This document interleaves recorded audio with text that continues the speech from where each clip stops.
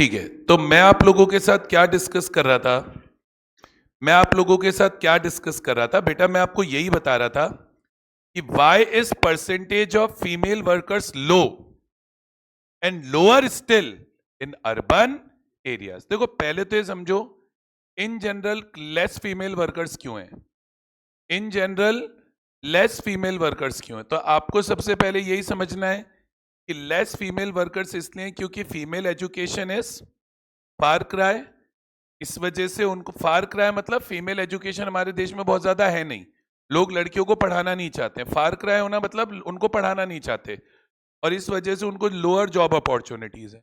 और दूसरा, जो लड़कियां होती हैं उनका जो डिसीजन टू वर्क होता है, उनका खुद का डिसीजन नहीं होता बल्कि फैमिली डिसीजन होता है। फिर एक बात और याद रखनी है, अगर रूरल और अर्बन में कंपेयर करते हैं तो अर्बन एरिया में लोअर फीमेल वर्कफोर्स है, रूरल एरिया में हायर फीमेल वर्कफोर्स है। तो ऐसा क्यों कि रूरल एरिया में हायर वर्कफोर्स है? तो बेटा रूरल एरिया में फीमेल वर्कफोर्स हायर होने का रीजन है कि रूरल एरिया में वाइड स्प्रेड अनएम्प्लॉयमेंट है। रूरल एरिया में क्या है? वाइड स्प्रेड अनएम्प्लॉयमेंट है। तो फीमेल वर्कर्स क्या करती हैं रूरल एरियाज की? फीमेल वर्कर्स क्या करती हैं रूरल एरियाज की? फीमेल वर्कर्स रूरल एरिया की फैमिली इनकम में कंट्रीब्यूट करने के लिए अर्ली एज से काम करना चालू कर देती। उसके बाद अब बेटा अपन डिस्कशन चालू करेंगे रेट ऑफ पार्टिसिपेशन पे। रेट ऑफ पार्टिसिपेशन का मतलब तो मैंने आपको बताया। रेट ऑफ पार्टिसिपेशन का मतलब होता है कि टोटल वर्कफोर्स में से कितनी वर्कफोर्स वर्किंग कर रही है, टोटल पॉपुलेशन में से कितने लोगों को नौकरी मिली हुई है। Rate of participation is equal to, बोलना, rate of participation equal to total workforce divided by total population into 100। ठीक है, अब सर रेट ऑफ पार्टिसिपेशन अभी हम डिस्कस कर रहे हैं रूरल एंड अर्बन एरियाज की। अभी हम रेट ऑफ पार्टिसिपेशन किसके डिस्कस कर रहे हैं बताओ? अभी हम रेट ऑफ पार्टिसिपेशन डिस्कस कर रहे हैं बेटा रूरल एंड अर्बन एरियाज की। तो अगर मैं रूरल और अर्बन एरियाज की रेट ऑफ पार्टिसिपेशन की बात करूं, किसकी? रूरल और अर्बन की क्या बात करूं? रेट ऑफ पार्टिसिपेशन की। तो पहले एक बार डेटा देखो, का डेटा देखो। ये डेटा हम बुक से ही देखते हैं ताकि हमारा थोड़ा सा लिखने में टाइम बच जाए, और हम इस चैप्टर को एक क्विक वे के अंदर क्या कर पाए, कंप्लीट कर पाए। तो ये रेट ऑफ पार्टिसिपेशन है रूरल एरिया। तब आप रूरल एरियाज की रेट ऑफ पार्टिसिपेशन देखते हो तो सबसे पहले तो ओवरऑल पार्टिसिपेशन रेट देखो। फिर वही बात, मेन की रेट ऑफ पार्टिसिपेशन ज्यादा है, विमेन की रेट ऑफ पार्टिसिपेशन कम है, और ओवरऑल रेट ऑफ पार्टिसिपेशन है 34.7। तो पहले तो ये समझो ओवरऑल रेट ऑफ पार्टिसिपेशन ही बहुत ज्यादा लो है, और उसमें भी फीमेल की लोअर है।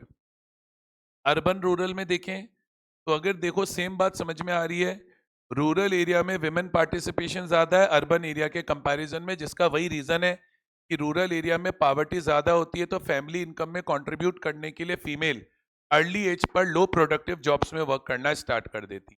बोलो क्लियर है क्या? तो इस डेटा का अगर हमें एनालिसिस लिखने आए पेपर में तो एनालिसिस अपने को पता होना चाहिए। ये डेटा आपको 99% देके रखेगा। डेटा आप बुक से रेफर कर लो, मेन आपको क्या याद रखना है, इस डेटा से क्या पता चल रहा है? सबसे पहला हाई डिपेंडेंसी रेशियो है। क्या पता चल रहा है? हाई डिपेंडेंसी रेशियो है। कैसे हाई डिपेंडेंसी रेशियो है? ओवरऑल पार्टिसिपेशन रेट है 34.7%।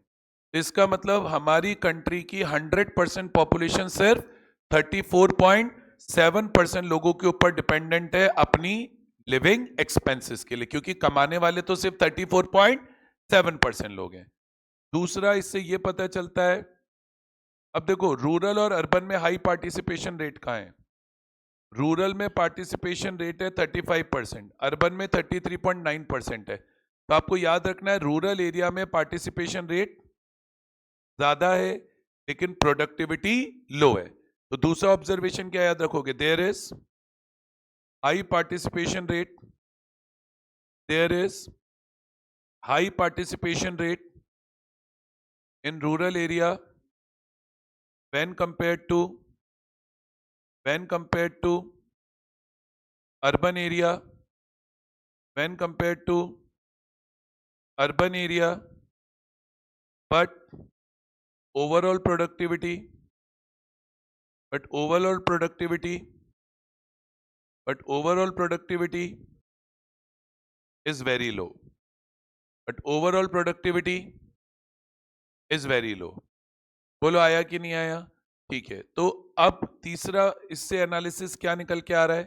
तीसरा एनालिसिस क्या निकल के आ रहा है? वही बात, अगर विमेन पार्टिसिपेशन रेट देखें तो रूरल एरियाज में अर्बन एरिया के कंपैरिजन में वुमेन पार्टिसिपेशन रेट ज्यादा है। इसके दो रीजन, पहला रीजन तो यही कि रूरल एरियाज में वाइड स्प्रेड पॉवर्टी है, तो फैमिली इनकम में कंट्रीब्यूट करने के लिए विमेन अर्ली एज पर अनस्किल्ड और लो प्रोडक्टिव जॉब्स करना स्टार्ट कर देती हैं। तो पहला रीजन तो अपने को यही लिखना है, और दूसरा रीजन अपने को ये लिखना है कि अर्बन एरियाज में एजुकेशन को हाई प्रायोरिटी दी जाती है जॉब के कंपैरिजन में, तो लड़कियां अर्ली एज पर काम नहीं करती हैं, तो वहां पे पार्टिसिपेशन रेट थोड़ा कम रहता है। तो आप क्या बोलोगे? अगला ऑब्जर्वेशन क्या है? High participation rate, high participation rate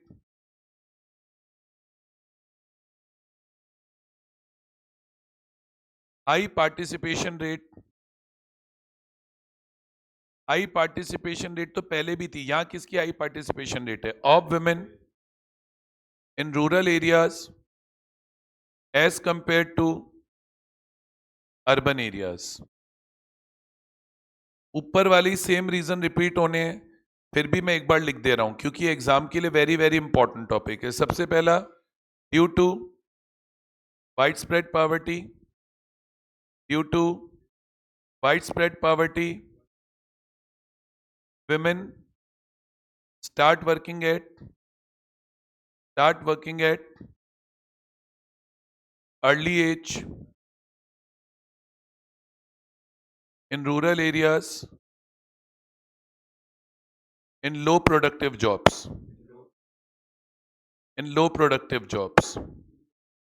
while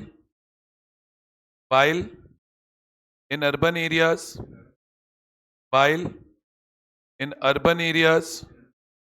there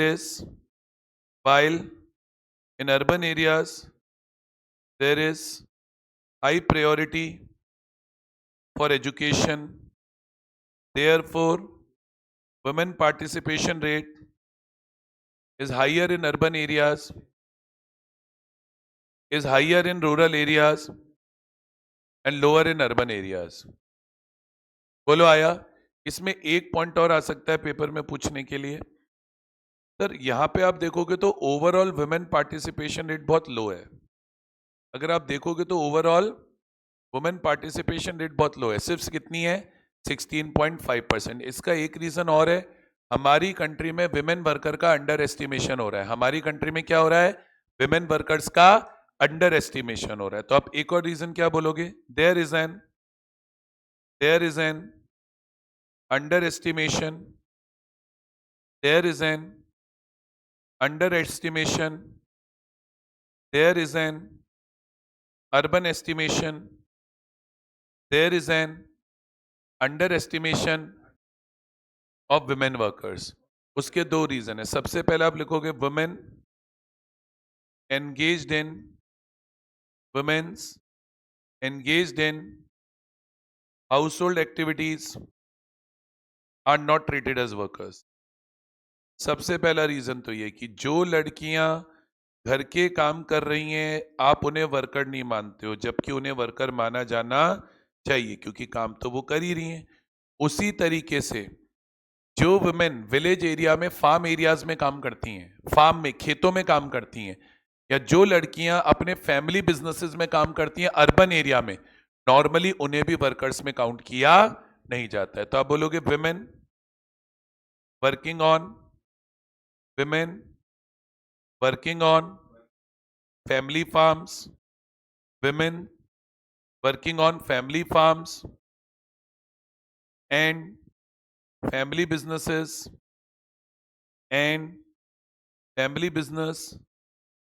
are not treated as workers,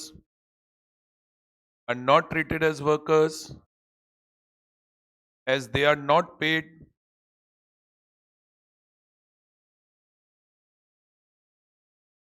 any wages, क्योंकि ऐसे काम के लिए उन्हें वेजेस नहीं मिलती। इस वजह से हमारी कंट्री में वुमेन वर्कर्स का क्या हो रहा है, अंडर एस्टिमेशन हो रहा है। तो ये अपन ने क्या पढ़ा, पार्टिसिपेशन रेट का कॉन्सेप्ट पढ़ लिया। किसका कॉन्सेप्ट पढ़ लिया बेटा, पार्टिसिपेशन रेट का कॉन्सेप्ट पढ़ लिया। आई होप समझ में आया होगा पार्टिसिपेशन रेट का कॉन्सेप्ट।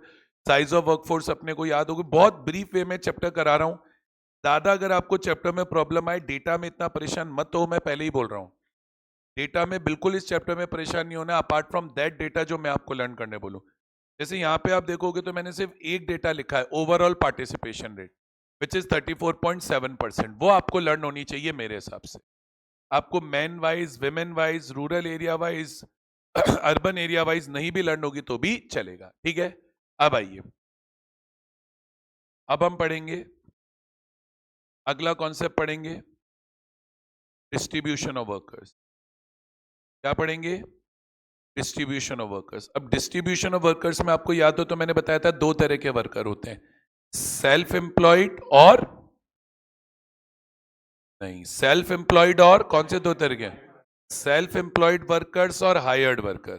फिर हायर्ड वर्कर भी दो होते हैं, एक तो कैजुअल वर्कर और एक regular worker.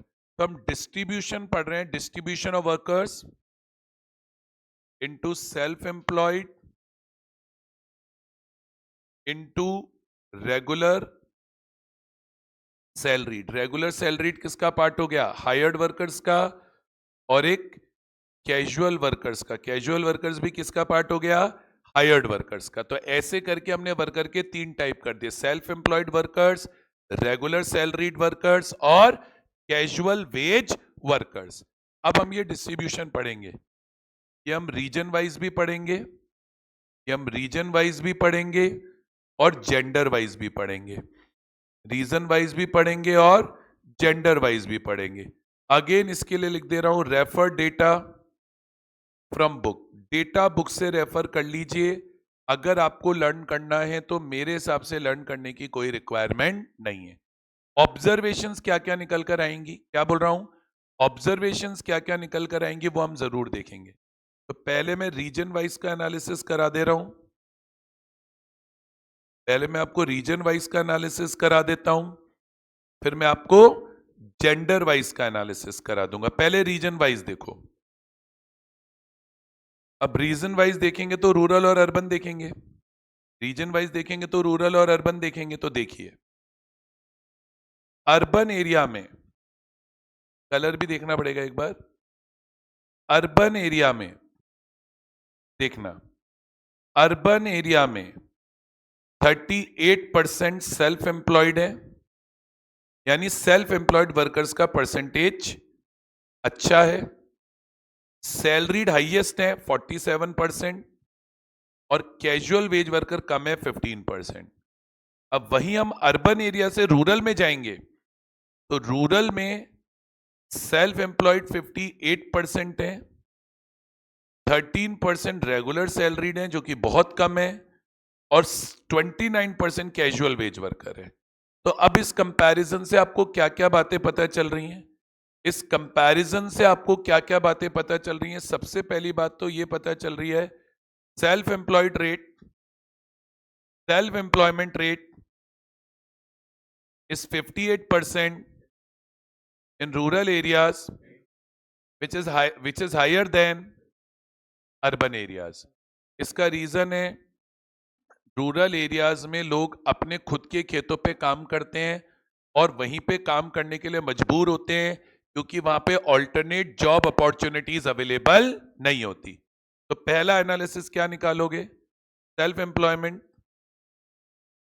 Self employment is higher, self-employment is higher in rural areas because most people are engaged on own farms due to lack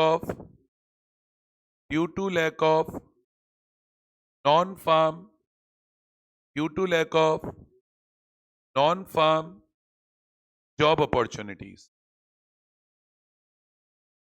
यहां तक क्लियर है कि नहीं क्लियर है? बोलो यस और नो। ठीक है, तो वहां पे अपने को एक चीज समझनी पड़ेगी, वहां पे एक चीज समझनी पड़ेगी। पहला ऑब्जर्वेशन तो है, दूसरा ऑब्जर्वेशन क्या है? सेल्फ एम्प्लॉयड वर्कर्स अर्बन में ज्यादा हैं 47% और रूरल में कम है सिर्फ 13%। अर्बन एरिया में रेगुलर सैलरीड वर्कर ज्यादा क्यों है? Regular salaried worker urban area में ज्यादा हैं क्योंकि अर्बन एरिया में लोग वेल एजुकेटेड होते हैं and they look for jobs in factories and offices. तो आप क्या बोलोगे? आप क्या बोलोगे? Percentage of salaried workers, percentage of salaried workers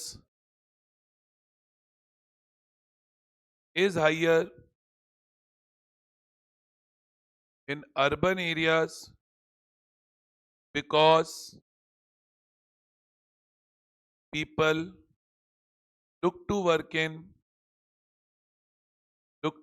in offices and factories due to availability of good education। Clear है क्या? और लास्ट एक चीज और समझोगे तो अगर हम देखें कैजुअल वेज वर्कर्स, तो कैजुअल वेज वर्कर्स भी रूरल एरिया में ज्यादा हैं। रूरल एरिया में कैजुअल जॉब्स ज्यादा होने के दो रीजन है। एक तो रूरल एरिया का वर्कर अनस्किल्ड है और दूसरा रूरल एरिया में लोग एग्रीकल्चर करते हैं जो कि सीजनल एक्टिविटी है। तो सीजन के टाइम तो उनको जॉब मिलती है पर नॉन सीजन के टाइम पे उनको जॉब नहीं मिलती है। इसीलिए आप बोलोगे casual workers are higher in rural area because agriculture is a because agriculture is a seasonal activity। ठीक है, ये आपको मेन ध्यान रखना है रीजन वाइज एनालिसिस। अगर आप रीजन वाइज एनालिसिस में इतना भी ध्यान रख के चले जाते हो तो मेरे हिसाब से काम हो जाएगा। अब आओ जेंडर वाइज डेटा एनालाइज करते हैं। किसका डेटा देख रहे हैं? Distribution of workers into self employed workers, regular salaried workers and casual workers का डेटा हम लोग देख रहे हैं। अभी हमने डिस्ट्रीब्यूशन देखा है रीजन वाइज, अभी हमने डिस्ट्रीब्यूशन देखा है रीजन वाइज। अब यही सेम डिस्ट्रीब्यूशन हम देखेंगे जेंडर वाइज। रीजन वाइज तो देख ही लिया, अब यही सेम डिस्ट्रीब्यूशन हम देखेंगे जेंडर वाइज। आइए अब जेंडर वाइज के डेटा पे चलते हैं। अब जेंडर वाइज के डेटा पे अगर आप कंसंट्रेट करते हो तो ये मेल वर्कर का डेटा है और ये फीमेल वर्कर का डेटा है। अब देखो, सबसे पहले आप ये देखोगे तो चाहे रूरल एरिया हो, चाहे मेल वर्कर्स हो, चाहे फीमेल वर्कर्स हो, सेल्फ एम्प्लॉयड का परसेंटेज ज्यादा है। ठीक है, तो सबसे पहला एनालिसिस तो क्या लिखोगे? सेल्फ एम्प्लॉयड दोनों जगह हायर है, दोनों ही जगह सेल्फ एम्प्लॉयमेंट हायर है कि नहीं हायर है? ठीक है, तो सबसे पहला पॉइंट तो यही लिखोगे। क्या एक्सप्लेन करोगे पेपर में? बोलो। Self employment is emerging to be most important source for male as well as female workers,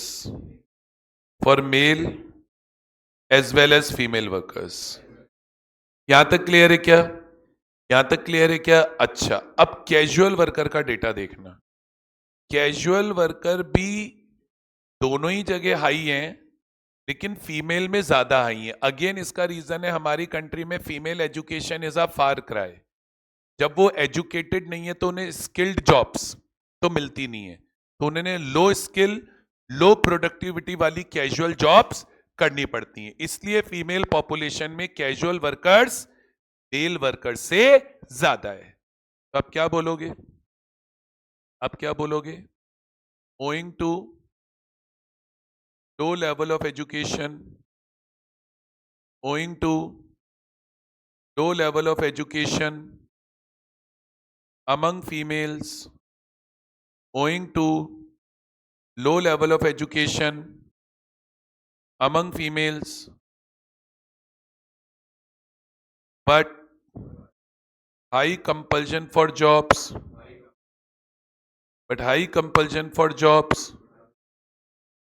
comma, proportion of casual workers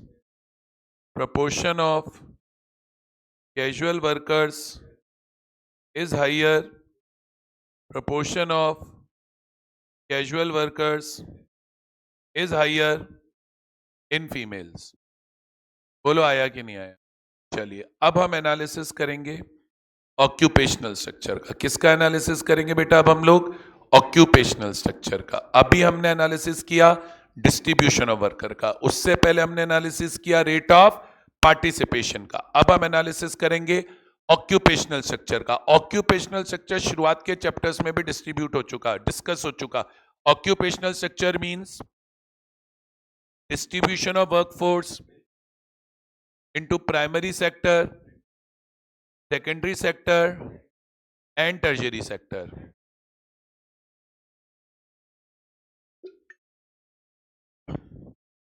अब देखो मैं आपको एक चीज बताता हूं, ऑक्यूपेशनल स्ट्रक्चर में मैं ज्यादा आपसे डिस्कशन नहीं करने वाला हूं। किसमें बेटा? ऑक्यूपेशनल स्ट्रक्चर में मैं ज्यादा डिस्कशन आपसे नहीं करने वाला हूं। मैं एक आपको ब्रीफ चीज बता रहा हूं, एक ब्रीफ चीज मैं आपको बता रहा हूं। मैं करूंगा मतलब डिस्कशन ऑब्वियसली लिखूंगा भी, बट एक ब्रीफ चीज मैं आपको पहले ये बता रहा हूं। अगर हम ऑक्यूपेशनल स्ट्रक्चर की बात करते हैं तो पहले तो ऑक्यूपेशनल स्ट्रक्चर का मीनिंग क्लियर होना चाहिए। क्या मीनिंग होता है ऑक्यूपेशनल स्ट्रक्चर का? Distribution of workforce into primary sector, secondary sector and tertiary sectors of the economy. पहले तो आपको ना ऑक्यूपेशनल स्ट्रक्चर का मतलब लर्न होना चाहिए, ठीक है। अब ऑक्यूपेशनल स्ट्रक्चर की अगर हम जनरल में बात करते हैं, एक बार मैं डेटा नहीं भी देखता हूं तो सबसे ज्यादा वर्कर्स तो प्राइमरी सेक्टर में ही मिलेंगे। और मैंने कल ही पढ़ा दिया, ये प्राइमरी सेक्टर में एग्रीकल्चर माइनिंग आता है, सेकेंडरी सेक्टर में मैन्युफैक्चरिंग कंस्ट्रक्शन और इलेक्ट्रिसिटी गैस वाटर आता है, और टर्शरी में ट्रेड ट्रांसपोर्ट और सभी तरह की सर्विसेज आती हैं, ठीक है। अब इस पे चलिए डिस्कशन चालू करते हैं, ठीक है। ये अब मैं चाहूंगा इसका डेटा आप लर्न कर लो, इसका डेटा आप लर्न कर लो। तो हम बात करें डिस्ट्रीब्यूशन ऑफ, अब हम बात करें डिस्ट्रीब्यूशन ऑफ वर्कफोर्स। अब डिस्ट्रीब्यूशन ऑफ वर्कफोर्स पे अगर आप ध्यान दोगे तो याद रखना कितनी परसेंट पॉपुलेशन कहां पर है, तो आप बोलोगे 44% of population is engaged in primary sector. फिर आप बोलोगे in secondary sector, 24.4% population is engaged. In tertiary sector, almost 31% working population is engaged, और प्राइमरी सेक्टर में रहेगी 44.6%। यहां तक क्लियर है क्या? अब देखो इसको देखकर क्या पता चलता है, हाईएस्ट परसेंटेज ऑफ वर्कफोर्स कहां है? प्राइमरी सेक्टर में। उसके बाद कहां है? टर्शियरी सेक्टर में। और सबसे कम वर्कफोर्स कहां है? सेकेंडरी सेक्टर में। बोलो क्लियर है क्या? तो इससे क्या क्या इंप्लीकेशंस निकल के आएंगी? Again primary sector is the principal source of employment. पहली ऑब्जर्वेशन क्या निकालोगे? बोलो ऑब्जर्वेशन क्या है? बोलो पेपर में आपको डेटा देगा, मैं बता रहा हूं, और आपसे पूछेगा क्या? ऑब्जर्वेशन ही पूछेगा। तो सबसे पहली ऑब्जर्वेशन क्या बोलोगे? A large segment of workforce, a large segment of workforce continues to depend on, a large segment of workforce continues to depend on tertiary sector. A large segment of workforce, a large segment of workforce continues to depend on primary sector, ठीक है, this is due to lack of, this is due to lack of non farm job opportunities, this is due to lack of non farm job opportunities in rural areas. बताओ आया कि नहीं? ऐसा क्यों है? क्योंकि नॉन फार्म जॉब अपॉर्चुनिटीज कहां नहीं मिलती? रूरल एरियाज में नहीं मिलती। बोलो आ रहा है कि नहीं आ रहा? बोलो यस और नो। एक और सेक्टर की बात करेंगे, एक और चीज बात करेंगे कि सेकेंडरी और टर्जरी में भी कंपेयर करोगे तो secondary sector lags behind tertiary sector, क्योंकि सेकेंडरी सेक्टर में 24% लोग ही एंगेज्ड हैं, जबकि टर्जरी सेक्टर में 31% लोग एंगेज्ड हैं। तो आप क्या बोलोगे? सेकेंडरी सेक्टर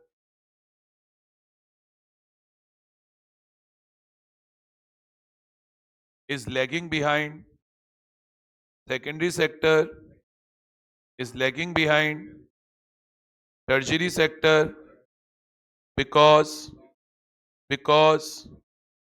because क्यों? because industrialization because industrialization has failed, industrialization has failed to take off, has failed to take off in India।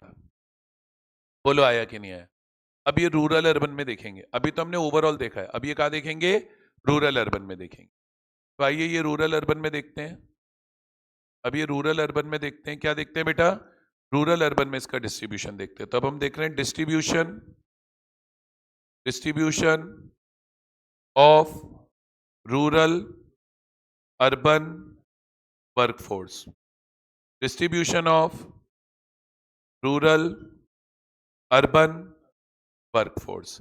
अब अगेन डेटा हम लोग बुक से देख लेंगे, एनालिसिस हम यहां से डिस्कस कर लेंगे। अभी रूरल अर्बन देख रहे हैं, फिर मेल फीमेल देखेंगे। अभी रूरल अर्बन देख रहे हैं, फिर मेल फीमेल। बोलो आओ। हाँ भाई, अब रूरल अर्बन में देखो क्या क्या ऑब्जर्वेशंस निकल के आ रही हैं। सबसे पहले अर्बन एरिया में, पहले अर्बन एरिया देख लो। अर्बन एरिया में सबसे ज्यादा लोग सेकेंडरी और टर्जरी सेक्टर में है। उल्टा कर दिया मैंने, बोल रहा हूं। हमने सबसे ज्यादा लोग देखे तो सेकेंडरी और टर्जरी सेक्टर में, ठीक है। और प्राइमरी सेक्टर में बहुत कम लोग हैं, प्राइमरी सेक्टर में बहुत कम लोग हैं। जबकि रूरल एरिया में सबसे ज्यादा प्राइमरी सेक्टर में है, फिर सेकेंडरी सेक्टर में है, और फिर टर्जरी सेक्टर में। तो आप बोलोगे tertiary sector principal source of employment है अर्बन एरियाज में, और primary sector principal source of employment है रूरल एरिया में। तो पहला ऑब्जर्वेशन क्या निकालोगे? पहला ऑब्जर्वेशन क्या निकालोगे? टर्जरी sector is primary source of employment, टर्जरी sector is primary source of employment in urban areas, primary sector is primary source of employment, primary sector is primary source of employment in rural areas। बताओ यहां तक समझ में आ रहा है कि नहीं आ रहा है? बोलो यस और नो। यहां तक क्लियर है? बोलो भाई। चलो अच्छा, अब सर इसमें आगे अपने को समझना है, आगे अपने को समझना है कि ऐसा क्यों है, ऐसा क्यों है। सर इसका रीजन सिंपल है कि जो अर्बन एरिया में वर्कफोर्स है उनको banking, trading, commerce, finance, transport, insurance और ऐसी सभी सर्विस सेक्टर में जॉब करने की अपॉर्चुनिटी मिलती है। लेकिन ये सब alternate job opportunities rural area में अवेलेबल नहीं है। तो आज भी रूरल एरिया में प्राइमरी सोर्स ऑफ एम्प्लॉयमेंट क्या है?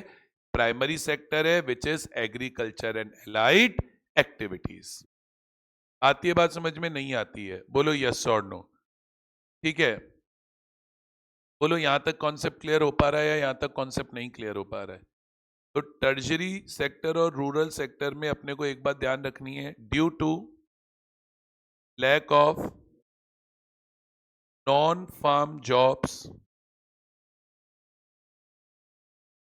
in rural areas, comma, primary sector is the dominant sector. क्योंकि नॉन फार्म जॉब नहीं है इसलिए वो क्या है, डोमिनेंट सेक्टर है. और अर्बन एरियाज में क्या बोलोगे, ड्यू टू ग्लोबलाइजेशन सर्विस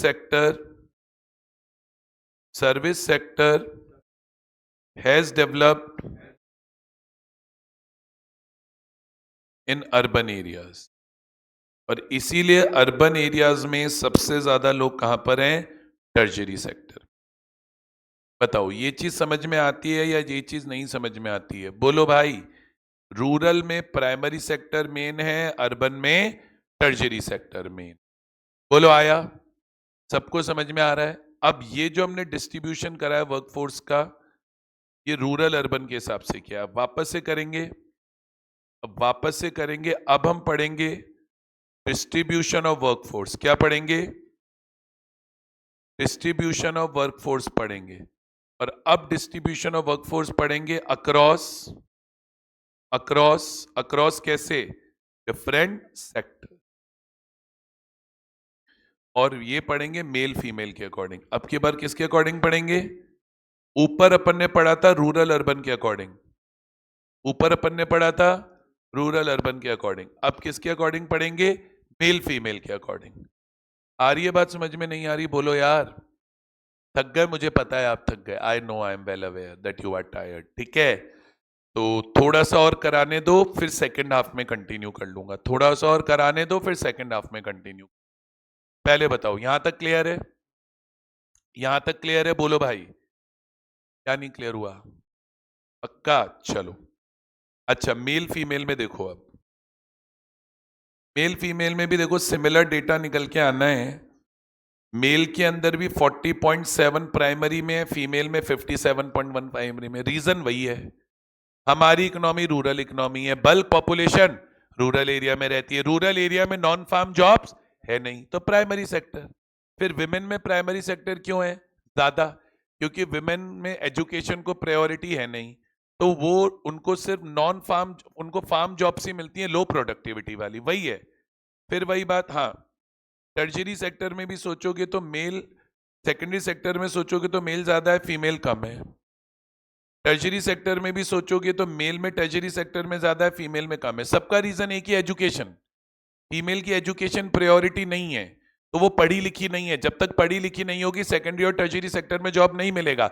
इसलिए फीमेल वर्कफोर्स में सेकेंडरी भी कम है, और टर्शरी भी कम है. किसके कंपैरिजन में कम है, मेल्स के कंपैरिजन में कम है. वही घुमा फिरा के सेम रीजन बार बार क्या हो रहे हैं, रिपीट हो रहे हैं. ठीक है, अब यहां तक का डेटा अपन को लर्न करना है, जितना हो जाए. डेटा नहीं लर्न हो मत करो, सिर्फ किस पे फोकस कर लो, ऑब्जर्वेशंस पे फोकस कर लो. सिमिलर नेचर की ऑब्जर्वेशन है, कोई बहुत ज्यादा फर्क नहीं. अब कुछ कॉन्सेप्ट्स हैं, जैसे एक जॉबलेस ग्रोथ का कॉन्सेप्ट है. किसका कॉन्सेप्ट है, एक कैजुअलाइजेशन का है, एक इनफॉर्मलाइजेशन का है. ठीक है, तो ये कुछ कॉन्सेप्ट्स हैं जो अब अपने को थोड़ा बहुत आने चाहिए. एक फॉर्मल वर्कर, इनफॉर्मल वर्कर है, वो भी इनफॉर्मलाइजेशन का ही मोटा मोटी पार्ट है. और उसके बाद है types of unemployment in India. ये मेजर टॉपिक्स हैं, और फिर गवर्नमेंट के मेजर जो गवर्नमेंट ने अनएम्प्लॉयमेंट को दूर करने के लिए लिए.